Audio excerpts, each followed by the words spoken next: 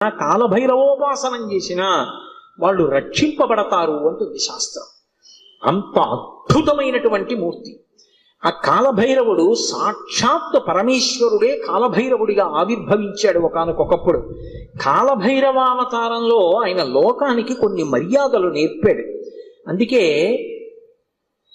ఒకప్పుడు అందరికీ ఎలా అతిశయం కలుగుతూ ఉంటుందో, గర్వం కలుగుతూ ఉంటుందో, అలా త్రిమూర్తుల యందు కూడా ఇటువంటి పోకడ ఒకటి రజోగుణ సంబంధమైనటువంటి వారి యందు కలుగుతూ ఉంటుంది.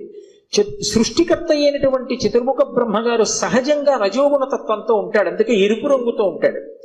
ఆయనకి ఒకప్పుడు ఎందుకో ఒక భావన కలిగింది, ఆయనకి 5 తలలు ఉండేవి. నాకు 5 తలలు, పరమశివుడికి 5 తలలు, సద్యోజాత అఘోర తత్పురుష వామదేవ ఈశానములని 5 తలలైనవి. నాకు 5 తలలు, నాకంటే బ్రహ్మగారికి 5 తలలు, నాకు శంకరుడికి